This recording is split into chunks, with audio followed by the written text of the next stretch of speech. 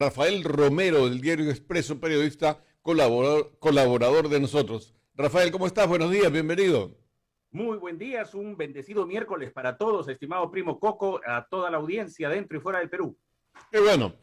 Rafael, ¿cómo explicarle a la gente? Hoy tenemos al alcalde Jorge Muñoz, él debe estar 8:30, un poquito más. Creo, ojalá que pueda contar contigo, pero antes de eso queremos preguntarte, ¿cómo interpretar, cómo hacerle entender a los fanáticos, porque no son izquierdas, no son comunistas, sino fanáticos, ¿correcto?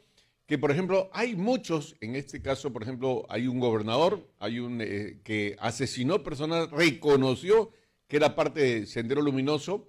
Es por eso que hasta ahora no se entiende cómo es que quedó en libertad en Junín. Luego hay otro alcalde que también asesinó a su competencia, o en todo caso a su rival político, también fue condenado, también fue perseguido, también fue, digamos, inscrito, ¿no? Con antecedentes, y sin embargo sigue siendo alcalde, ¿ok?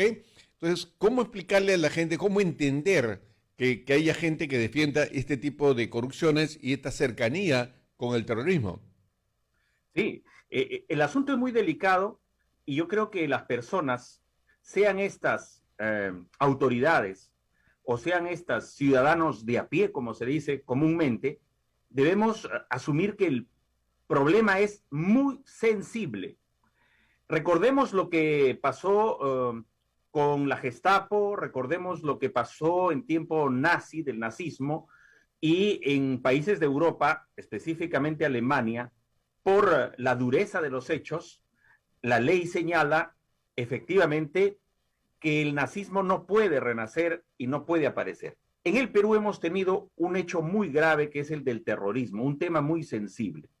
Yo creo que si las personas, en este caso, autoridades o los electores, que somos todos nosotros, asumimos la responsabilidad de mirar la historia con un sentido crítico y a la vez de respetar a los muertos, porque tuvimos miles de muertos y gente que lleva las secuelas porque tuvieron alguna discapacidad frente a una bomba, una dinamita, una metralla, eh, debemos respetar. Y las autoridades actualmente, algunos en el Congreso, algunos de ministros, otros de viceministros, que han tenido alguna concomitancia cercana con la subversión, directa o indirectamente, sea este Sendero Luminoso o el MRTA, deberían, por prudencia, por transparencia, dar un paso al costado, como gesto de evolución, porque todavía no hemos evolucionado. ¿Y cómo hacer entender a las personas, primo Coco, un tema crucial? Señores, hay muchos, vemos en las redes, sobre todo también trolls, vemos en los comentarios de muchas personas como que lo dejen trabajar, dejen en el cargo a estos, algunos han sido familiares de terroristas, otros han sido personas que están investigadas por apología. Hoy día hay una audiencia en el Poder Judicial sobre Guido Bellido, hoy día sobre el tema este de terrorismo. Son investigaciones. Yo creo que aquí debe primar la sensatez en el pueblo peruano y decir, un momentito, por respeto a las víctimas, estas personas deben dar un paso al costado y como ciudadano o ciudadana debo entender que el tema es muy sensible y mejor busquemos otros cuadros, otros funcionarios que cumplan un papel mientras estamos en un proceso de asimilación, porque las heridas son muy recientes. Atentados terroristas ha habido hace poco. O sea, siempre hay en el Brain, por ejemplo.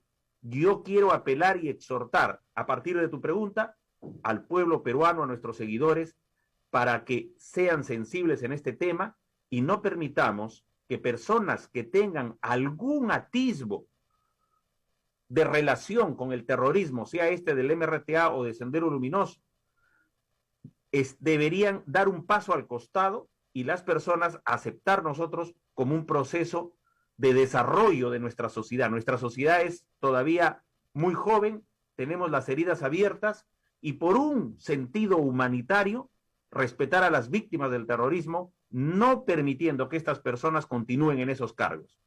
Si una persona, siendo ministro, dijo que la Marina era la responsable, o en todo caso, los que empezaron el terrorismo en el Perú, ¿puedo o alguna persona puede pensar que en estos momentos nos encontramos frente a un terrorismo mundial que en la época de Sendero Luminoso mató a más de 70.000 personas y hoy en Perú, en sus 200 años, 200.000 fallecidos por el tema de la pandemia? Porque Sí, no se ha muerto solo por la pandemia, disculpa Rafael, sino se han muerto por una desidia de las autoridades. No han querido comprar pruebas, se han robado en la primera compra, no he seguido las siguientes, pero en la primera compra, solo en una compra se robaron 12 millones de soles. O sea, y no han comprado la cantidad necesaria y no han respondido. No hay oxígeno, no hay camas UCI, nos han cerrado las postas médicas, es decir, han hecho todo para que la gente se muera. un genocidio y el año pasado pocas voces, tu voz, hemos estado también con equipo periodístico cercano a mí, hemos estado señalando el tema del genocidio, incluso con Liliana Humala hicimos una entrevista donde ella ya presentó una denuncia contra Vizcarra y ha habido mal manejo de los protocolos, incluso que venían de la ONU y de la OMS, en el sentido de que la forma como se recibía al paciente y se le atendía era conducirlos a la muerte. Ese es un tema que no podemos olvidar. Ya 200.000 personas víctimas con huérfanos, con los costos que eso representa en términos emocionales y también materiales, las pérdidas que han sufrido las familias por estas muertes y las deudas que existen por aquellos que se recuperaron y estuvieron en una cama UCI una semana, 2 o 3, con miles de soles endeudados. El tema de Béjar que mencionas es muy delicado porque se supone que este señor, que por fortuna ya no está en la Cancillería, y ahí se vio el control social que ejercemos millones de peruanos, donde ya el presidente Castillo tuvo que decir, bueno, aceptar la renuncia de Héctor Béjar. Se supone que Héctor Béjar es un sociólogo, se supone que es un conferencista y muy querido en San Marcos, además el roce intelectual latinoamericano.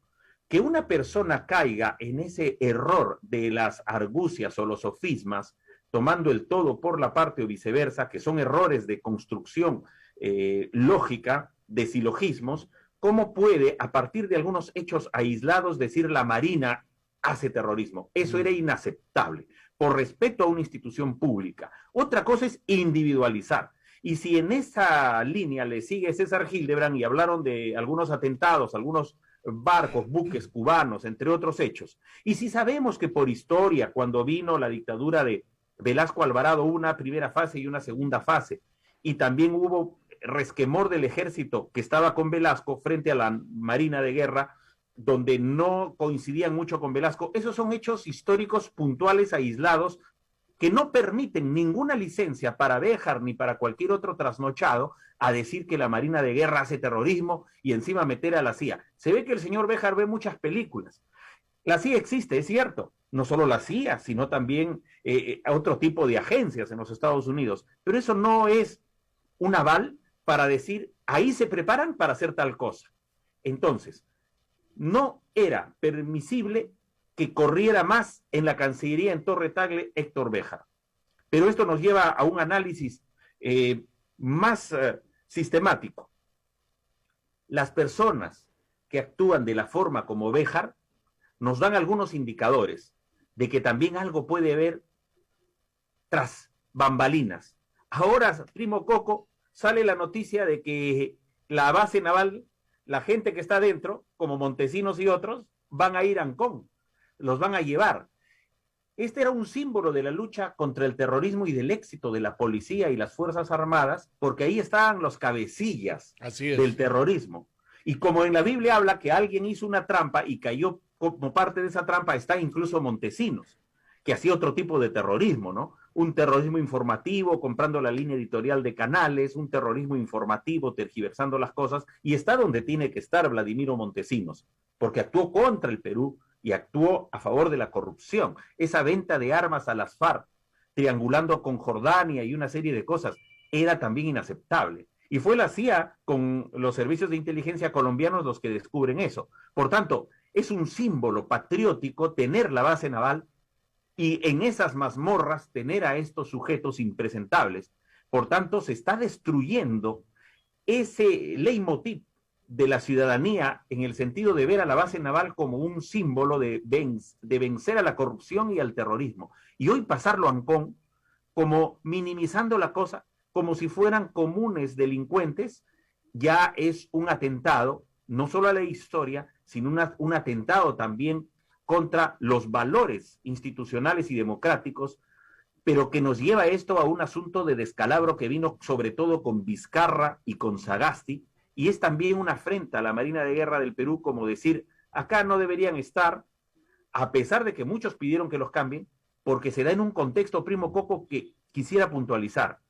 Justo cuando salieron los audios, que son muchos y todavía no se sabe qué más dijo, y si este era parte de una escena teatral, de que Montesinos sale justo para bajarle votos a Keiko Fujimori, en ese contexto. Así y ahora será un premio que lo llevan a Ancón. Claro, o sea, en realidad es una ley de nombre propio, ¿no? O sea, no es un tema que vayamos a decir, pucha, más castigo, o sabes qué, vamos a... No, o sea, le están dando más facilidades y además, ojo, sabemos que antes los presos por terrorismo hacían proselitismo político en las cárceles. O sea, le está dando esa opción, o sea, le está dando un local para que él haga crecer su proselitismo político. Exacto. Por más que hablen de la cárcel de Ancón 2, 1, lo que fuere, el número que fuere, es cierto. Históricamente recordamos que Sendero usó las cárceles como las trincheras, ¿no?, de la revolución, como faros para iluminar. Entonces, en ese tipo de cárceles, donde hay más presos, ya el hecho psicológico, decir, oye, Abimael está acá, ya jala adeptos, o el hecho de decir estos cabecillas tienen un relajo en las visitas, la base naval es inexpugnable. En cambio, ahí está a la vista y paciencia de los funcionarios del INPE, de otros presos, de los abogados que van ahí. Pones un poco de billete y tienes todo. Por eso... Entonces se crea un escenario. Y también hay un elemento más, como el análisis, que es como una distracción, un globo de ensayo ahora que la situación está difícil y que tiene que verse entre hoy y mañana en el Congreso, la confianza al gabinete Bellido. Entonces sueltan esto como distractor para que la gente comience a no fijarse solamente en lo que puede ocurrir en el Congreso, cuando una acción popular y María del Carmen Alba prácticamente le van a dar la confianza a Bellido. Y también están utilizando muy bien los espejos y este juego que hace la inteligencia cubana, chavista, bolivariana, están en el sentido de jugar en pared, uno el bueno y el otro el malo, ¿no? Entonces, sí, voy a hacer cambios. El otro dice, no, ya no voy a hacer cambios. El otro convoco a una marcha el jueves, nuestro amigo el doctor Vladimir Cerrón va a convocar una marcha para presionar, pero están jugando muy bien su ajedrez. Así es. Claro, y la gente se está dejando impresionar. Acá el tema no hay buenitos ni nada, pero ¿qué papel ha jugado Verónica Mendoza antes de ayer, que estuvo todo el día? O bueno, varias horas en el Palacio de Gobierno. Incluso salió por ahí a reducir el nombre de gente un poco así cercana y del mismo perfil que Verónica, como Eguiguren Praeli, Francisco, que si podía ser canciller o si podía ser jefe del gabinete, presidente del Consejo de Ministros, después se descarta. Es decir, van jugando. Y es que nosotros, primo, que conocemos a veces en estas jugadas de laboratorio, cuando están en una mesa los asesores, el ministro, el presidente, dice, oye, suelten por aquí el nombre a ver, ¿cómo va? Soltemos el nombre por acá. Entonces van creando ellos su medio ambiente en el cual van a decidir qué medidas tomar o a quién poner. Entonces eso viene desde Palacio y son a veces psicosociales y por eso programas como este deben ser compartidos en este momento por amigos, familiares, seguidores, a más personas para que podamos tener un análisis justo en el tiempo oportuno, porque gracias al control social que ejercen los medios de comunicación y periodistas independientes, es que se van conociendo muchos detalles y muchas cosas y permitirán a la gente conocer el ambiente político y no solamente eso, sino tomar decisiones informadas. Lo que sí debe quedar presente siempre es que la mayoría de peruanos no quiere el tipo de violencias, es más, rechaza este tipo de acciones de poner como ministros o proclamar ministros que tienen tantos antecedentes, ¿no?, con el terrorismo. O sea, la gente siente vergüenza, siente bronca, porque ¿cómo puede? Se supone pues, que un presidente tiene que ser el presidente, los ministros, sí, los viceministros, los viceministros. Estamos hablando que cada persona, cuando ha tenido algún tipo de pensar en el futuro, siempre ha mirado algo, ¿no? Ha mirado a otros y ha dicho, uy, mira, para ser ministro, mira todo lo que ha tenido que hacer. ¿Qué le estamos vendiendo a los muchachos hoy con este tipo de ministros y estas elecciones y estas anécdotas que se van conociendo. Sí, creo que el nivel, tanto en el lado profesional o experiencial, como dicen algunos, está permitido ya decir experiencial desde la RAE, y el lado humano deben ser coherentes. Buscar personas que tengan el peso profesional, pero también la honestidad, la integridad. Y por más que a veces tengan compromisos de partido, porque durante la campaña se generan acuerdos, se generan compromisos, pues ponerle en el puesto donde puede estar, pero no necesariamente en el rango de ministros o viceministros. Yo creo que ha sido una oportunidad muy importante para que Pedro Castillo o cualquiera que hubiera resultado en la segunda vuelta o presidente pusiera lo mejor. Pero hemos visto, no solamente en el caso de Perú Libre, que priman los acuerdos, priman las alianzas personales antes que el interés nacional. Lo hemos visto en los partidos políticos, en varios que participaron en la campaña, por no decir todos. Antes de entrar a la primera vuelta, en la etapa preliminar de inscripciones de candidatos, como siempre, primo Coco, se da en las elecciones, salen a la luz muchas cosas, entonces prima llamando a este que ha estado en tal partido y tiene problema de corrupción, pero lo tienen ahí. Este andaba por todos los salones en tal gobierno, pero también lo tienen ahí. El caso de Nano Guerra García, muy crítico de Keiko, resultó al lado de Keiko. Increíble, ¿no?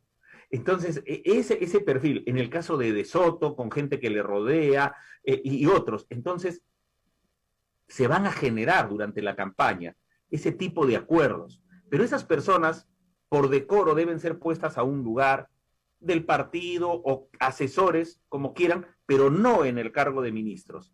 Sin embargo, primo Coco, por eso nuestro análisis, que es un análisis transparente, íntegro, en el sentido de que, gracias a Dios, Castillo, era inaceptable, es cierto que Béjar ya no podía estar ahí donde Torre Tagle, Castillo asume y ya, en pocos días la presión fue fuerte, cambió. ¿Qué hubiera pasado si no cambiaba?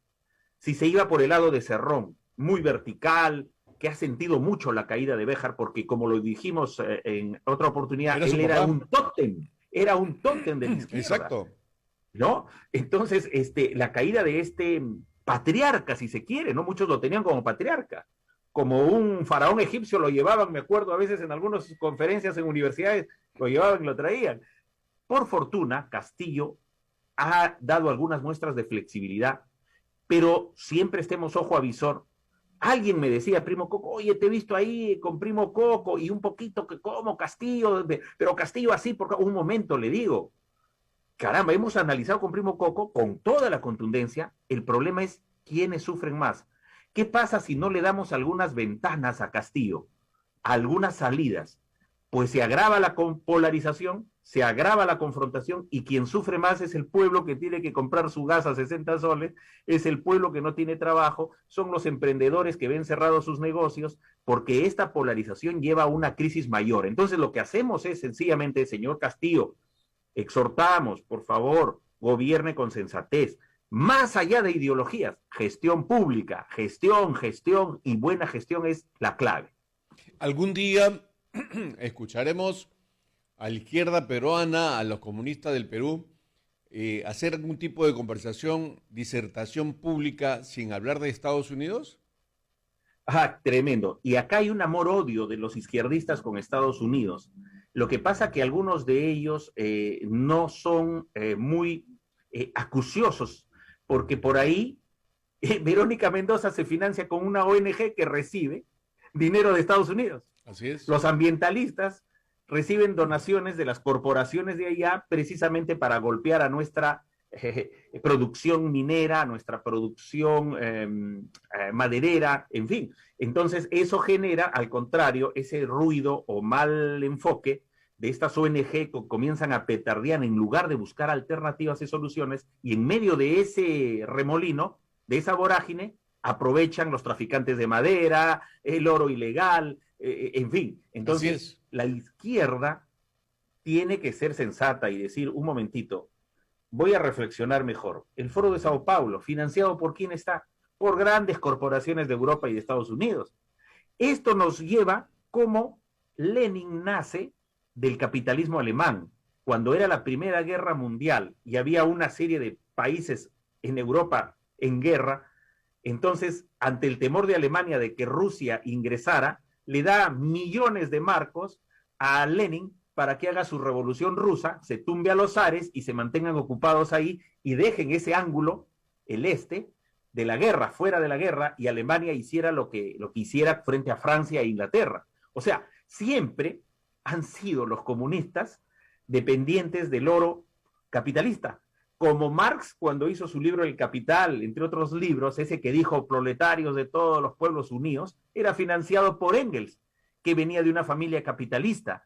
Entonces vivían del oro. Entonces ellos están pasando el sombrero siempre. He visto a la izquierda siempre pidiendo limosnas por aquí y por allá, pero ahora ya tienen millones de dólares y euros con el globalismo que está a todo dar, ¿no? Y que le cae mucho. Ahora, y en el Perú, por ejemplo, ¿tú crees que se acerca o en todo caso ya terminó esa dependencia base, ¿no? Sueño total de no hablar de política, sino hablar solo de Keiko Fujimori o de los Fujimori, de los comunistas o izquierdistas del Perú? O sea, ¿habrá algún momento en el que ellos puedan sustentar su base política sin acordarse, sin tomar en cuenta a Fujimori?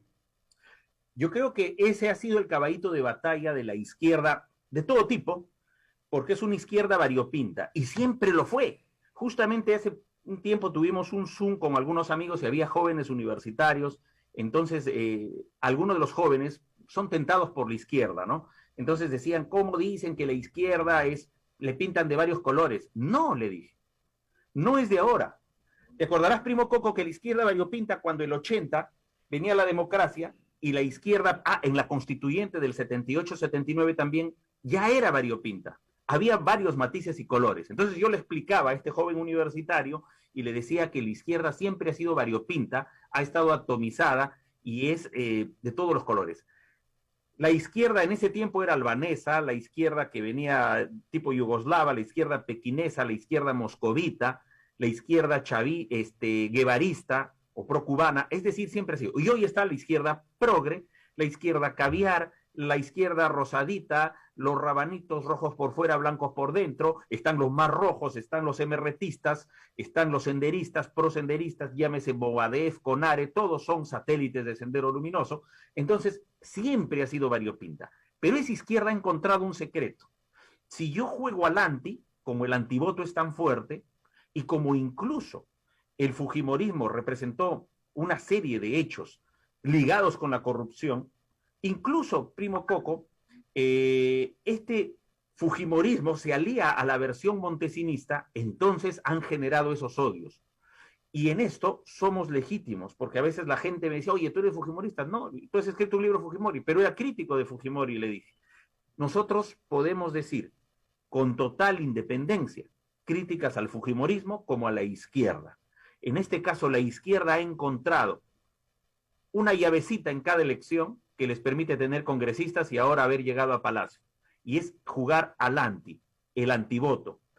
¿Cuándo esa izquierda saldrá de esa posición estrictamente naif, infantil, una posición antojadiza para evolucionar en su pensamiento?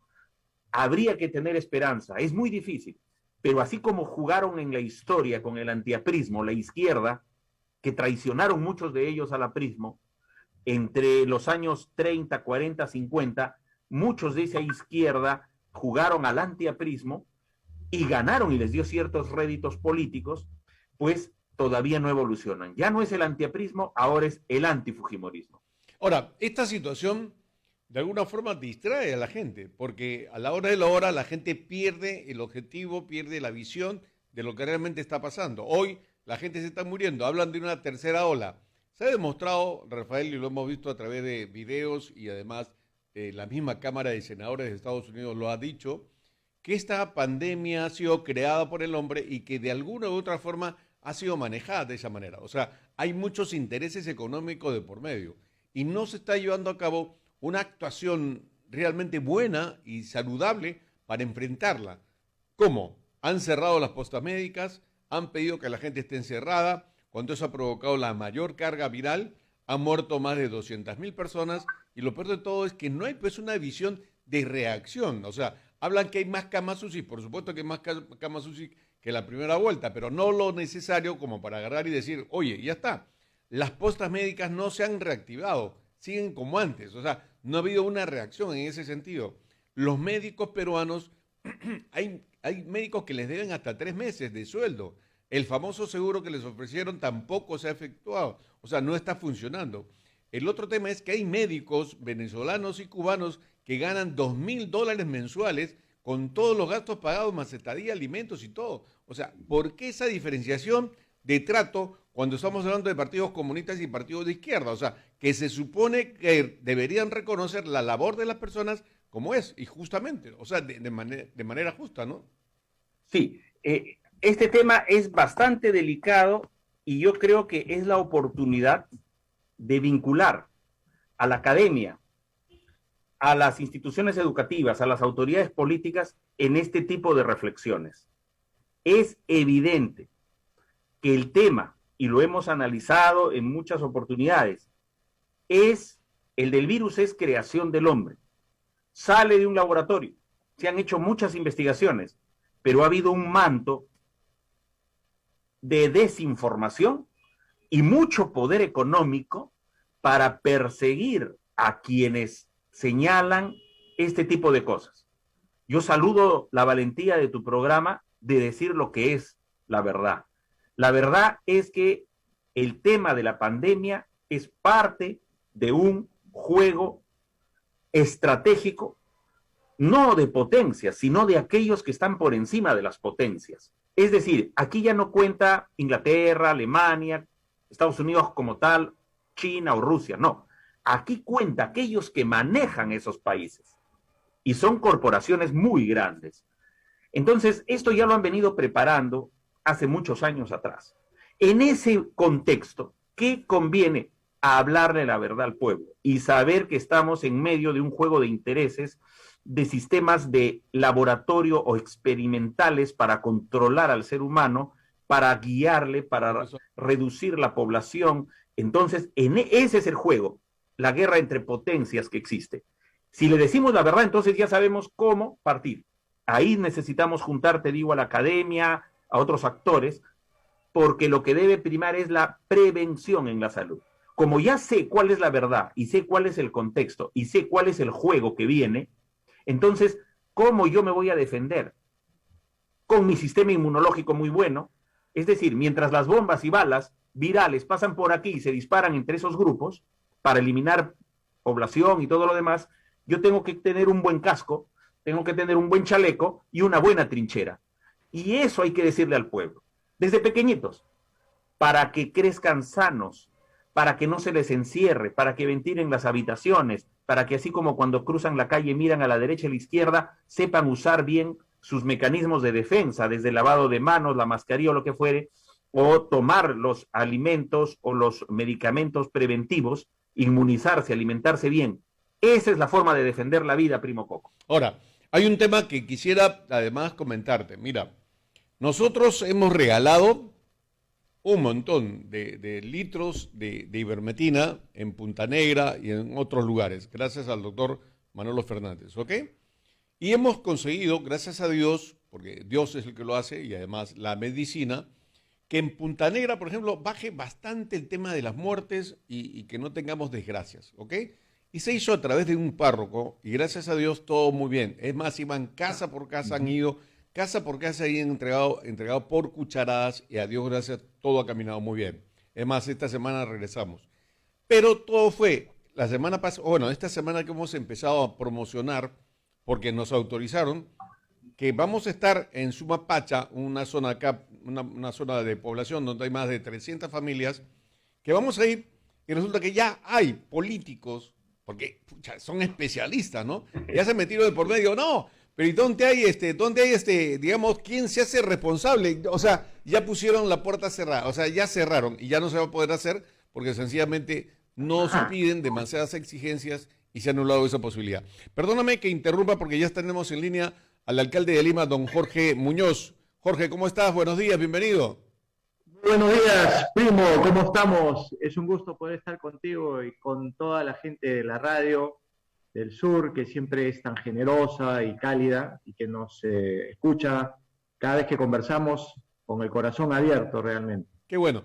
Rafael, nos acompaña, perdón, Jorge, nos acompaña Rafael Romero, periodista del Diario Expreso. Buenos Buen días, día. Rafael, ¿cómo estás? ¿Cómo ¿Qué tal? está, alcalde Jorge Muñoz? Un abrazo. Un abrazo bueno. también. Jorge, la gente del Sí. sur está siempre agradecida por todo lo que se puede hacer. Hay una serie de colaboraciones con el tema de Coliwarma y además hay una serie de coordinaciones para que haya mayor facilidad en cuanto a comunicaciones del sur. ¿Alguna novedad especial para los distritos del sur? Mira, un tema importante, el día viernes hemos estado con el alcalde Lurín, coordinando algunas cosas, algunas obras, algunos temas que pueden estar todavía pendientes. Tenga la mano. Entre ellos tenían una expectativa de tener un convenio de fiscalización que efectivamente ya se firmó. El mismo viernes le llevé la resolución y también la noticia de esta firma del convenio de fiscalización. Se ha programado para este día jueves en la sesión de consejo ver el RIS de Lurín, este famoso reacondicionamiento integral de zonificación que estaba pendiente. Hemos también estado viendo algunos temas que están relacionados con obras para Lurín, eso en concreto, y siempre estamos en conexión, como también te consta, con el alcalde de Pachacamac y algunos otros alcaldes, sobre todo de los balnearios del sur, con los que hay un poco más de fluidez, pero siempre abiertos para poder trabajar con todos los alcaldes, porque la visión que tenemos nosotros es que esto tiene que ser siempre para todo Lima, ¿no? Ahora, mientras que estamos conversando, se está inaugurando una ciclovía en San Juan de Lurigancho, una ciclovía más todavía ahí, esta es la segunda que inauguramos.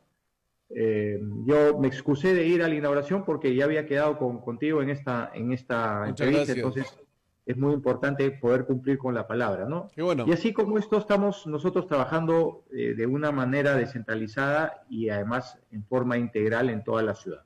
Qué bueno. Sí, Rafael. alcalde Muñoz, sí, quisiera su palabra como líder de la ciudad de Lima en el tema de la seguridad. Yo sé que el Ministerio del Interior, la policía tienen funciones muy claras.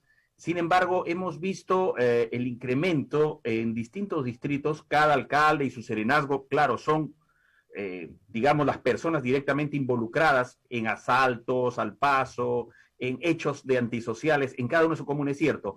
Pero ¿algún mensaje le daría usted a los seguidores que nos ven en este momento, nos escuchan? Porque hay zozobra, no solamente venezolanos, son de distintos lugares, colombianos, quizá de otros países, y lógicamente con nacionales que han preferido el delito. Y hay mucha preocupación. ¿Alguna noticia nos tiene desde las prerrogativas como alcalde de la ciudad frente a este problema de inseguridad ciudadana? Sí, mira, Rafael, es un tema que en definitiva está pendiente y está en la agenda de las preocupaciones que se tienen. En los últimos días yo he mencionado claramente que tenemos algunas preocupaciones que son evidentes, como por ejemplo la lucha contra la pandemia. Esto es un punto fundamental en todo momento. El segundo aspecto que tiene que trabajarse muy intensamente es la reactivación económica. Y un tercer aspecto que no es menor es el que tú has tocado, que es el de la seguridad ciudadana. En ese orden de ideas, nosotros hemos venido coordinando con el general Cervantes, César Cervantes, que es el comandante general de la policía. Hay una relación muy fluida para poder ver los temas que están relacionados con esta problemática de inseguridad, pero ya desde cada municipio hay que hacer un trabajo también dentro de lo que le corresponde a las municipalidades. Y acá es importante tu pregunta porque hay que poder explicar a los ciudadanos que nos están siguiendo a través de la radio qué cosa es lo que le corresponde a las municipalidades. Las municipalidades no son una comisaría ni son tampoco el Ministerio del Interior, pero tienen una serie de labores preventivas. Y las labores preventivas van en la línea de lo educativo, de lo cultural, de lo deportivo, de hacer que los ciudadanos tengan mejores espacios públicos, que haya una mejor vivencia con dignidad y obviamente también preparar a la gente para poder estar más atenta en sus comunidades y colaborar con un sistema civil que es el sistema del serenazgo. Y eso, el serenazgo y este sistema civil de las juntas vecinales, ponerlas al servicio de la Policía Nacional. Y ahí ya entra la interacción con la policía. La interacción con la policía tiene que hacerse con los patrullajes integrados. Ahí hay ya un rol de importancia municipal, policial, y no hay que mezquinar en absoluto. Por ejemplo, hace poco estuvimos en Pachacamac recibiendo unas camionetas para la zona sur que se habían impulsado por parte de la comunidad o la mancomunidad del sur, y estas camionetas lo que iban a hacer era, para varios distritos, poder patrullar integradamente con la Policía Nacional. Lo que hay que verificar es que esto se esté dando y que se esté cumpliendo. Y además también tener la clara relación con la Policía Nacional, porque la Policía Nacional tiene facultades que el serenazgo no tiene. La Policía Nacional puede detener, el serenazgo puede colaborar con las detenciones, pero no puede hacer detenciones como hace la Policía Nacional. La Policía Nacional porta armas, el serenazgo no porta armas. La Policía Nacional puede iniciar procesos investigatorios que tienen consecuencias fiscales o penales, cosa que nosotros podemos colaborar, pero no tenemos esa potestad directa que tiene la policía. Entonces, con esto, ¿qué cosa quiero decir, Rafael, para que nos entiendan muy bien los ciudadanos? Hay labores diferenciadas entre las municipalidades y la Policía Nacional o Ministerio del Interior, pero tienen que estar integradas. Y ahí es donde tenemos que hacer un trabajo mucho más eficiente. Yo le he propuesto también al presidente de la República que estas cosas se puedan discutir en el CONASEC y que haya una discusión muy abierta, muy clara, y que hayan compromisos, porque cuando no hay compromisos es ahí donde se diluyen las responsabilidades y ahí es donde se cuela pues la delincuencia común, ¿no? Es muy importante este tema, hay que seguir trabajando, sin duda tenemos una problemática todavía seria, sobre todo más de percepción. La percepción es muy alta, altísima. 9 de cada 10 ciudadanos piensan que viven en un espacio de inseguridad. Permítame, alcalde, sin ánimo de salir de las funciones ediles y con la licencia de Primo Coco, pero la palabra de usted como ciudadano de Lima es muy importante y su exhortación estoy seguro que va a ser tomada en cuenta. El tema penitenciario también y del Poder Judicial, ¿verdad, alcalde Jorge Muñoz? ¿Por qué? Hay un sujeto que sale de prisión y mata a una chica de 17 años y la esconde y es un caso que se ha dado. Entonces, quizás la exhortación de una persona como usted al INPE, al sector correspondiente de justicia, porque vemos que el tema que a veces Serenazgo hace su esfuerzo en los distritos, la policía hace su esfuerzo, pero llega a Fiscalía o Poder Judicial o pasa al sistema penitenciario y de ahí resulta libre un malhechor prontuariado y ciega la vida de una chica de 17 años. Quizá esa exhortación le pido, alcalde. Sí, sin duda que sí, Rafael. Mira, esto es muy importante. Esto, para poderlo graficar con los seguidores de la radio, esto es como una gran cadena, pero lineal esta cadena.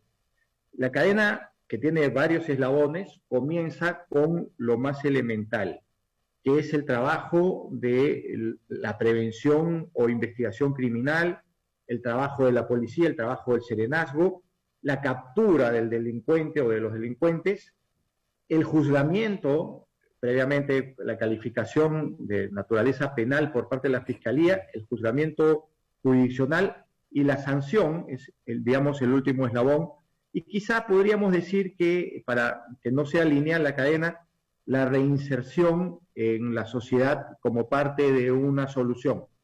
Lamentablemente, como tú bien has señalado, muchas veces los eslabones de la cadena se rompen porque alguien no está haciendo bien su labor, su tarea, no está cumpliendo con su responsabilidad. Entonces, ¿cuál es la exhortación que tenemos que hacer? Que en definitiva las personas, todos los que tenemos algún grado de responsabilidad, de autoridad, tenemos que cumplir con nuestro rol y saber que esta es una cadena que tiene un último espacio, que es el espacio de, digamos, de penitencia o para la reinserción posterior en la sociedad.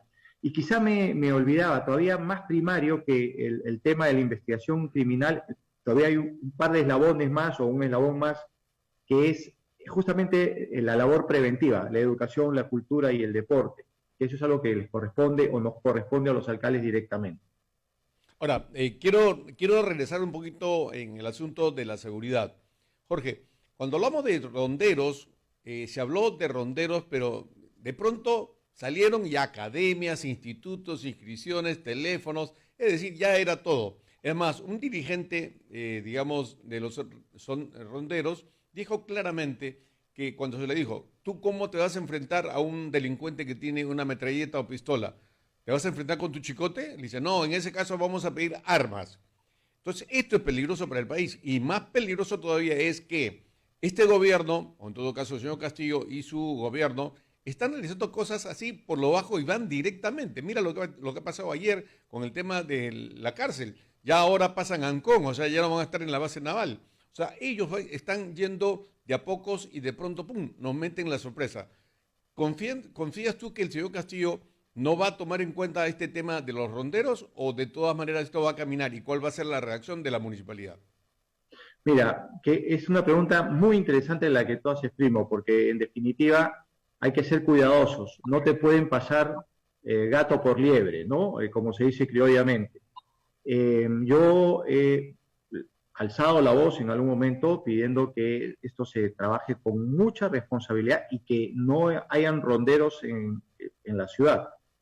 Esto por varias razones. La primera razón es constitucional y además legal.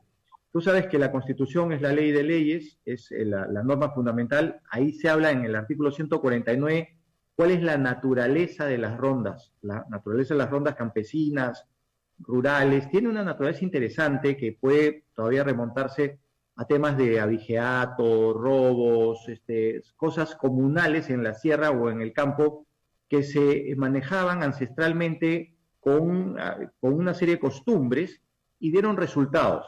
Pero también han habido algunas situaciones de rondas campesinas que han ido más allá. Hay sentencias del Tribunal Constitucional que dicen que las rondas autónomas, que les llaman, están violando los derechos humanos y que no son rondas que deben ser reconocidas por la cantidad de barbaridades que se cometen ahí. Entonces, pregunto yo, y se lo he preguntado al presidente, ¿queremos que eso suceda en la ciudad? Y él me dijo que no, que él lo que quería era aprovechar experiencias exitosas de los ronderos para poderlas insertar en el sistema de seguridad. Entonces, en una conversación que nosotros tuvimos, yo le dije que eso puede ser valioso, pero que no tenemos que crear otra institución. ¿Por qué? Porque acá tenemos ya a la Policía Nacional, tenemos al Serenazgo, y algo que alimenta al Serenazgo o a la Policía Nacional, que ya existe y que está normado, que son las juntas vecinales. Entonces, si quiere de alguna manera nutrir de experiencias valiosas, hay que nutrir a las juntas vecinales, hay que fortalecer económicamente y además con el compromiso de la Policía Nacional. Eso. Y que cada alcalde también asuma su rol con relación a lo que le corresponde en la prevención y en el trabajo con el Serenazgo, que tiene que ser articulado con la Policía Nacional. ¿Qué cosa es lo que no debe pasar? Sobre pretexto de tener más seguridad, que se armen grupos paralelos.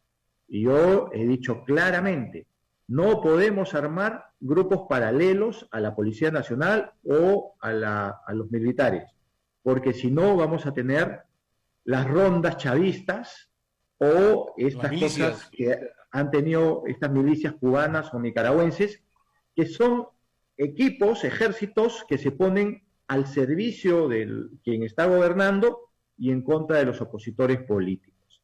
Eso ha sido muy claro en la conversación que hemos tenido nosotros. El presidente me ha dicho que no va a pasar eso, espero que así sea, pero hay que estar vigilantes, porque como dices tú, primo, hay muchas cosas que se nos dicen y del dicho al hecho hay un gran trecho. Y ahí, por ejemplo, podemos ver ministros cuestionados que no sé con qué función o por qué razón se les está manteniendo en el Ejecutivo. Hemos visto todos claramente, el ministro Maraví está sumamente cuestionado y sin embargo no hay ningún viso de cambio. Y así como él podría seguir citando a varios otros más, pero por un tema de prudencia, sobre todo en estos momentos en los que este Ejecutivo va a ir a pedir el voto de confianza, creo que lo que me corresponde es decirle al presidente, mire usted, señor presidente, a los ministros cuestionados y cámbielos ya, hoy mismo, no espere a mañana, no espere a este choque confrontacional que ha anunciado el señor Cerrón entre lo andino y lo criollo. Entonces, por favor, construyamos paz, hagamos que las cosas caminen, pensemos en los más necesitados, pero verdaderamente, Así es. en la gente que requiere el apoyo y la presencia del Estado. No podemos nosotros estar teniendo un mensaje o un discurso para que después hayan sorpresas detrás de ese mensaje o discurso. Alcalde Muñoz, a veces entre los barrios, la gente de a pie dicen, bueno, recordamos a tal alcalde por esta obra. Por ejemplo, a Belmont, bueno, tuvimos diferencias con él. Bueno, Andrade tales obras, ¿no? Castañeda tales obras.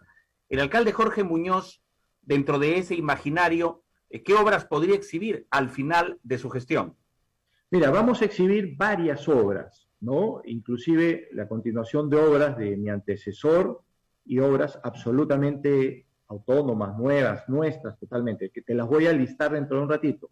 Pero más allá que eso, Rafael, lo que yo quiero es que la gente me sienta o me recuerde a mí como un alcalde cercano a las personas, un alcalde que trabajó por el ciudadano, por el ser humano, por la persona de a pie. Y en ese aspecto estamos nosotros trabajando cotidianamente.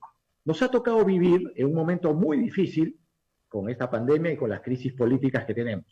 Pero sin perjuicio de eso, estamos trabajando acciones que van en lo humano, que tienen que ver muchísimo con los temas de pandemia, plantas, hemos ya preparado, creado y puesto en funcionamiento 3 plantas de oxígeno medicinal, una en San Juan del Urigancho, la otra en el Rímac, la otra en Punta Hermosa, estamos trabajando la de Mirones acá en el centro, que esperemos pueda caminar y tenerla lo más rápido posible disponible para la gente. Estamos teniendo Lima Te Cuida, que es un programa que está llevando pruebas de descarte a distintos sitios de la ciudad de manera georreferenciada. Hemos creado cadenas de frío para colaborar con el MINSA para poder ayudar en el proceso de vacunación y una serie de acciones más. Pero las obras que estamos trabajando, que son muy importantes, son obras que ya se han dado. Por ejemplo, la avenida Malásquez, que es una avenida que toca la parte del sur, sale de La Molina, pasa por Pachacámac y llega a lo que es Cieneguía, conecta Lurín. Esa obra ya es una realidad, la hemos hecho nosotros. Malásquez se interconecta con Paul Poblete en Cieneguía. Esa ya es una realidad que hemos entregado. Esa es una obra importante. Otra obra que hemos entregado hace no mucho es Pachacútec, en lo que es San Juan de Miraflores, Villa María el Triunfo y Villa El Salvador. Pero estamos trabajando en este mismo momento otras obras que van a verse más adelante en toda su magnitud o esplendor, una que es la del Óvalo Monitor, que pasa, digamos, de Surco a La Molina con un viaducto elevado de casi 2 kilómetros que se está construyendo en estos momentos, tiene un avance de alrededor del 16%. Y hacia la zona norte de Independencia Caraballo estamos construyendo la ampliación de los 10.2 kilómetros del Metropolitano. Es una obra muy importante de más de 300 millones de soles. Ahí estamos nosotros avanzando bastante bien.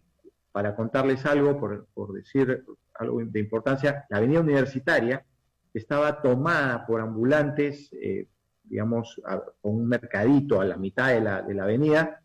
Hemos hecho un proceso de concientización a las personas para poderlas reubicar y con orgullo puedo decir que entre el sábado y el martes en la madrugada se ha logrado esta reubicación de manera ordenada, pacífica, y estamos construyendo esta obra que va a ser muy importante.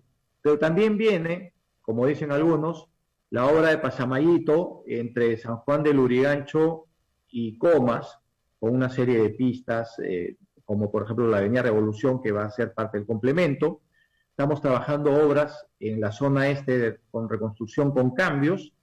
Tenemos también ya licitado o en proceso de licitación un puente que va a ser un puente en Huaycán para reemplazar el puente Bailey, que tiene muchos años. Ustedes saben que el puente Bailey es un puente temporal, pero en Huaycán, en plena Prealé, tenemos ahí no me he equivocado al decir Huaycán, pero en plena Prealé tenemos este puente Bailey, que vamos a reemplazarlo también. Hablando de Huaycán, tenemos el Club de la Familia, que es otra de las obras priorizadas, que va a ser un club zonal, un club para las personas de Huaycán en Ate.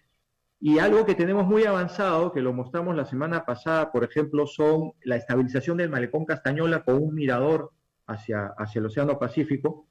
Son varias terrazas que se han hecho ahí para poder estabilizar. Ahora que estamos teniendo tantos temblores, esto es algo que ustedes recordarán, en algún momento, durante la época de los Panamericanos, hubo un deslizamiento de parte de esa zona de la Costa Verde, en la zona de Magdalena. Así es. Lo que nos impidió tener la carrera de bicicletas y que tuvieron que, digamos, reprogramarla. Bueno, eso ya se ha estabilizado, es una obra muy moderna, 88% de avance a la semana anterior. Entonces la debemos estar entregando a finales del mes de septiembre.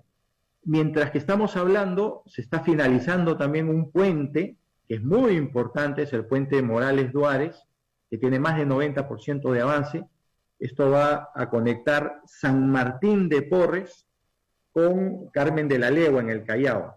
Es una obra, digamos, interprovincial que la hacemos nosotros, conecta estos dos distritos y que va a dar una mayor fluidez en esa zona. También estamos haciendo una serie de ciclovías, puentes. Entregamos la semana anterior un puente inclusivo en Barranco, a la altura, ustedes lo pueden ver, es a la altura del Salvataje, ahí en Barranco. Es un puente que tiene 2 ascensores para las personas con discapacidad para que puedan discurrir. Y tenemos uno listo para ser entregado en Miraflores también, pero no lo podemos entregar porque en Miraflores el alcalde distrital está haciendo una obra que tiene que terminar de complementarse una vereda segura para que los ciudadanos puedan pasar por ahí, y ahí entregaremos el puente. Ya está, listo, lo debemos estar entregando la próxima semana. Y en fin, tenemos una serie de obras. Entonces, si bien es cierto, yo soy un alcalde silencioso, que no estoy cacareando, como se dice, las obras todos los días, las estoy haciendo y se las voy a entregar a los ciudadanos. Pero fíjense lo que quiero decir. Nosotros nos estamos parando en 2 pies. Acciones, que son los temas más humanos, como son la lucha contra la pandemia, las obras sociales, que son escaleras, muros de contención, losas deportivas, recuperación del centro histórico, etcétera, etcétera. Esas son acciones. Y las otras obras, que son, entre las que he mencionado algunas de ellas, obras que van a quedar para los ciudadanos. Pero como hemos conversado muchas veces con la gente no vive del cemento, sino vive de la dignidad y la posibilidad de tener más educación, más cultura, más deporte, poder vivir con la calidad que se refieren. Pero también los ciudadanos piden cemento, piden obras. Dicen, ¿dónde están tus obras? Tu fe sin obras de nada sirve, ¿no? Un poco parafraseando a la Biblia. Eso van a verlo, van a tener. Pero también hemos terminado algunas obras que comenzamos desde cero. Por ejemplo, el viaducto de la zona de Escardó-Virú, en la Costa Verde. Heredamos nosotros el proyecto, pero lo ejecutamos desde cero. Y eso ya es una realidad en la Costa Verde. Ahí le estamos haciendo un muro de contención, esto está a la altura de San Miguel, un muro de contención para que la pista también hecha esté debidamente protegida, eso también está muy avanzado. Terminamos el viaducto de Armendáriz, que lo comenzó mi antecesor y que lo recibimos en 30% de avance, era muy bueno y nosotros ejecutamos el otro 70%. Pero por ejemplo, ahí tuvimos que adecuar algunas cosas. Ese viaducto, que es muy bueno para los vehículos, no era suficiente para los peatones. No habían veredas para poder bajar. Entonces hemos hecho veredas complementarias hacia la zona de Barranco y hacia la zona de Miraflores. Pero no habían puentes para cruzar. Entonces ahí los puentes que he mencionado hace un momento, ya se entregó el de Barranco y ahora, en los próximos días, y espero que sea la próxima semana, vamos a entregar el de Miraflores. Entonces, son cosas interesantes porque yo tengo la visión, Rafael y Primo, de construir sobre lo construido. Yo estoy convencido de que acá las cosas no nacen con uno, ni se terminan con uno. Y hay algunos políticos que tienen visiones, pues, distintas, ¿no? Hay políticos que dicen, tengo que gobernar con las cosas malas que hizo mi antecesor. y tengo que terminar con las cosas que quizás no estén a la altura que hará mi sucesor. Ese concepto hay que cambiar. Aquí los peruanos tenemos que decir, ok, han habido aciertos, hay que tomar los aciertos de quienes nos precedieron. Hay algunas cosas que no han sido las más adecuadas, esas no se toman. Inclusive se pueden hasta investigar, cuestionar. Y hay que dejarle la cancha bien preparada a quienes nos van a suceder más adelante. ¿Por qué? Porque al final del día no es el alcalde Muñoz, no es el alcalde A o Z, sino es el ciudadano el que tiene que tener ese beneficio y vivir con esa dignidad que todos nos merecemos. Ahora, Jorge, considerando la situación del país, que igual también compete a Lima, y especialmente a la capital del país, pregunto yo, ¿vas a insistir para que el gobierno esta vez esté mejor preparado desde el punto de vista de atención primaria, postas médicas, hospitales, que la gente tenga alternativas de información? Porque el problema es la información, que sepa qué hacer apenas tenga el primer síntoma, no correr a los hospitales para enfermarse o empeorarse o morir, sino que haya pues alternativas de atención primaria, considerando que eres el alcalde provincial y que además hay un tema que es clave. ¿Qué han podido hacer los alcaldes ahora sin plata? Porque la gente no paga arbitrios. Hay temas desde el punto de vista que no es normal, o sea, la gente al no tener plata, las municipalidades al no tener plata no pueden cumplir al 100% con los servicios. O sea, esto realmente, ¿cómo lo vas a tomar? ¿Qué vas a hacer? ¿Qué propones para los alcaldes, tus alcaldes de la provincia? Sí, hay varias cosas interesantísimas que se desprenden de tu pregunta. Lo primero, quisiera yo hacer una visión retroactiva de crisis por las cuales hemos pasado.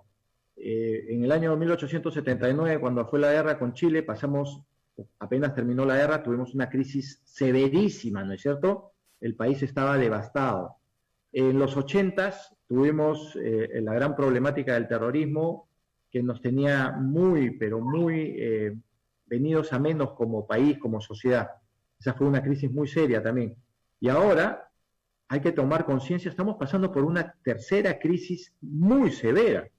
Mira, yo no tengo 3 años como alcalde y ya he conocido a 4 presidentes de la República, ¿no? Entonces, eso ya te muestra la crisis que tenemos, y cada vez que tienes un nuevo presidente tienes que cruzar la Plaza Mayor, tienes que pedir reuniones, cambiaron a los ministros, lo que se había avanzado se desconoce. Entonces, esas crisis políticas nos afectan a todos. Pero además, para que veamos cómo viene este cóctel o este caldito que nos han dejado o preparado, viene también con pandemia, ¿no? Una pandemia, y cuando hablamos de pandemia hablamos de una afectación universal, ¿no? No solamente es el Perú, no es Ecuador, no es Chile, no es Colombia, es el mundo entero que está con esta problemática de la pandemia. Y hay roles y hay cosas que hay que trabajar. Y ahí el tema de lo sanitario, primo, es fundamental.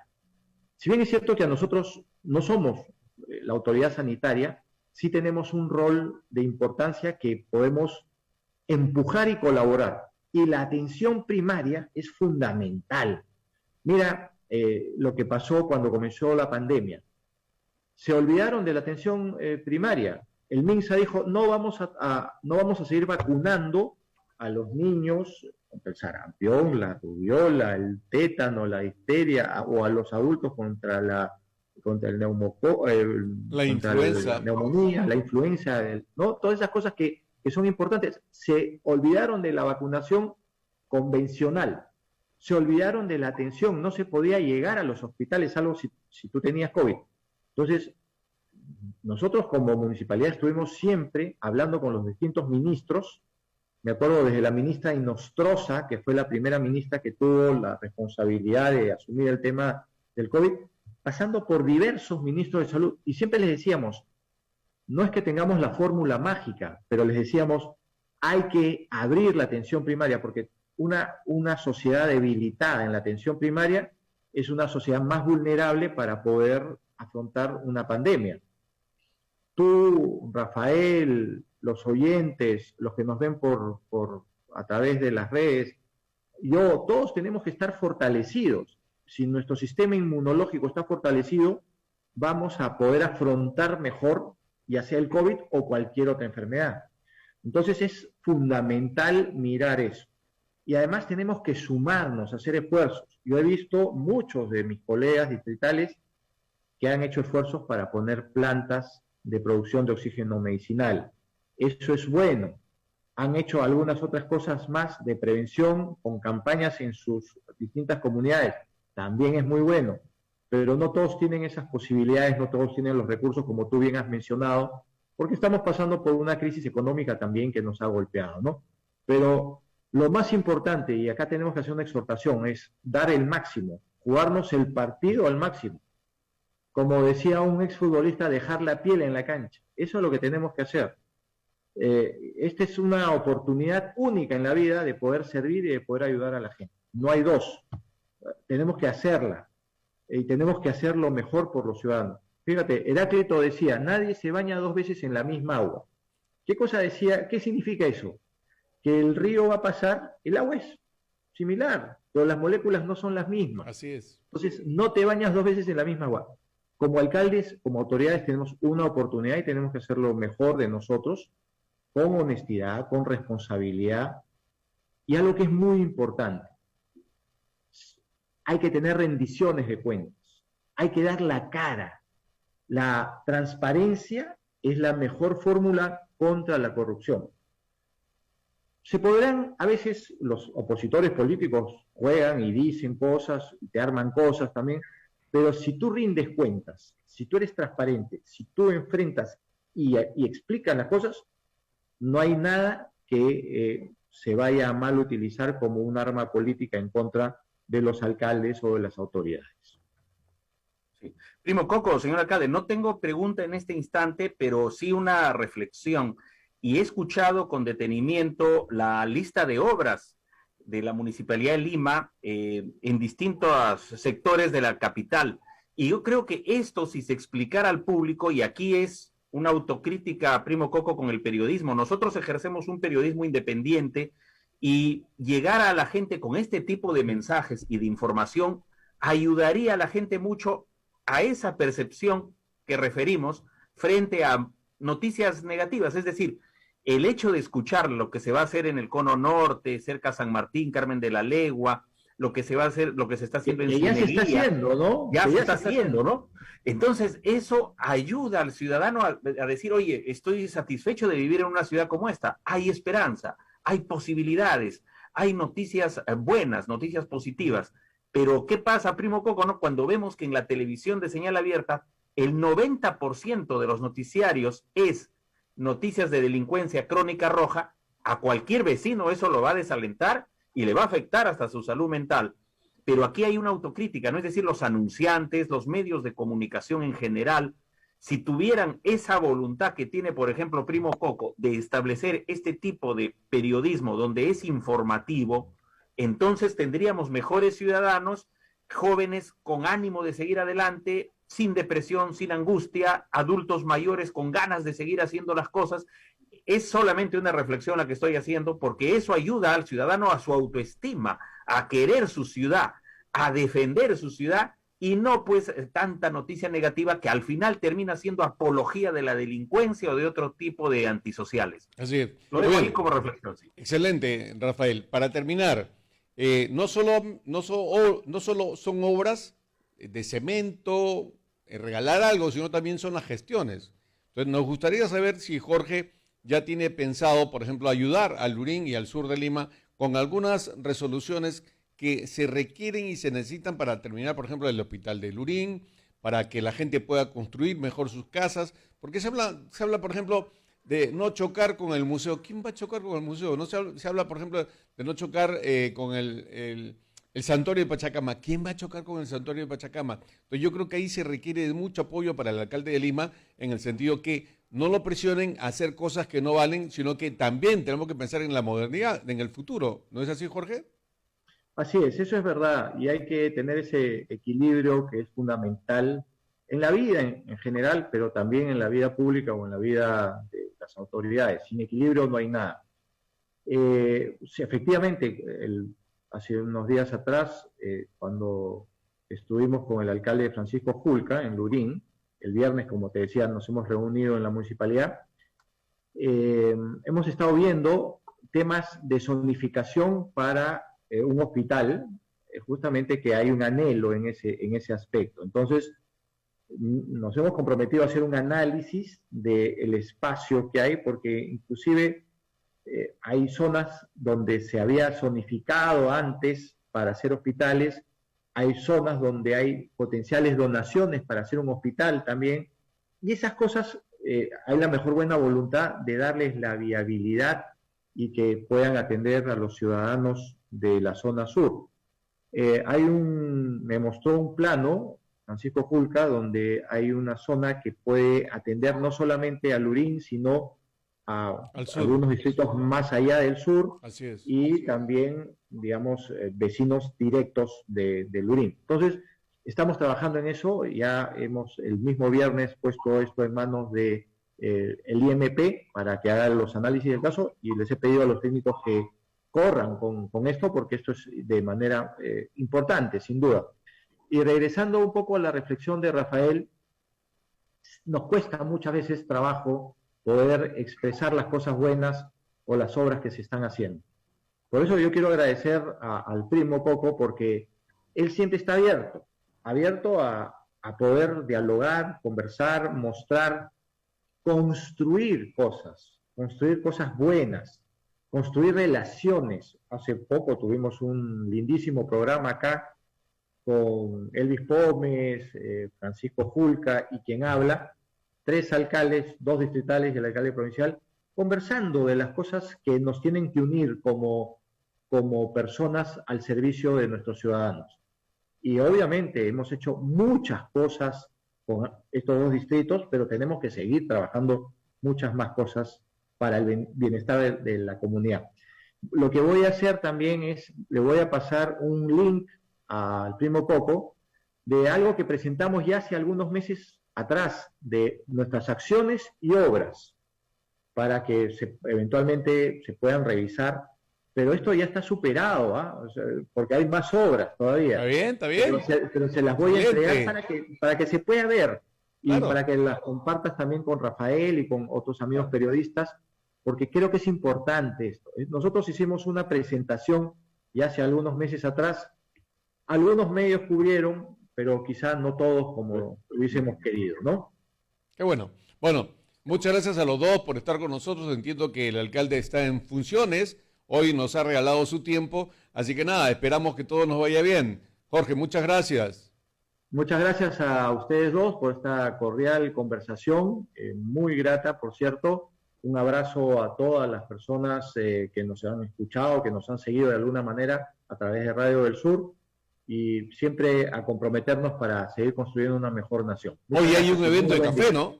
Hoy hay un evento de café, ¿no? Disfruta el mejor café del mundo, Expo Café Villarrica, ¿no? Así es, estamos esperando nomás que nos llegue el café. Saludos, alcalde. Un abrazo. ¡Qué buena! Rafael, muchas gracias. Abrazo para los dos. Coco, mira, es una broma, por cierto, porque acá tengo mi Ahí está. No, está bien, está bien. Bien, alcalde. Está bien, muy bien. Gracias a los dos. Bendiciones. Muchas gracias.